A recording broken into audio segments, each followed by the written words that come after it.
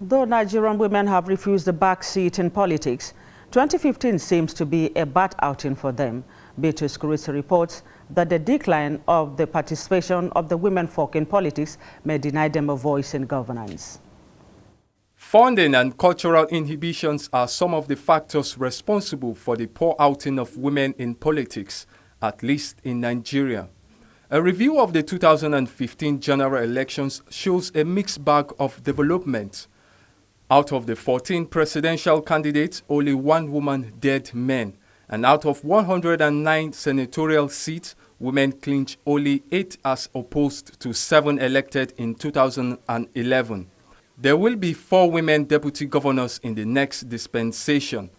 According to statistics by the United Nations in 2014, 21.8% of women formed the number of parliamentarians across the world, a 1.5% increase over the last year, predicting that women could achieve equal representation across the world in less than 20 years.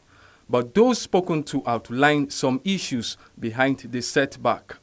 And what we have viewed, in my personal view, is that the male domination has continued and is still persisting. From the inception of politics or democratic dispensation, it's believed that only wayward women participate in politics. So our cultural belief do not really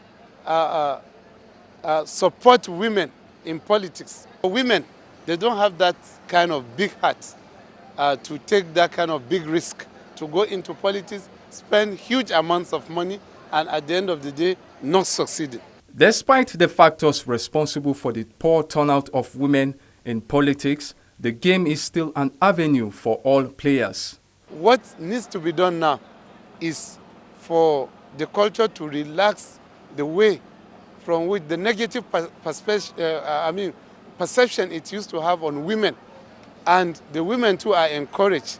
That's giving them education, education in politics. Without the women, they cannot move.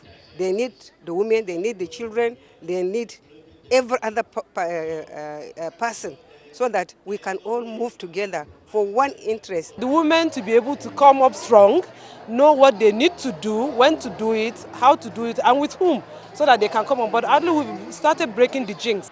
During the Obasanjo's administration, about 30% of women were represented in government. The number exceeded 33% in President Goodluck Jonathan's administration in 2014.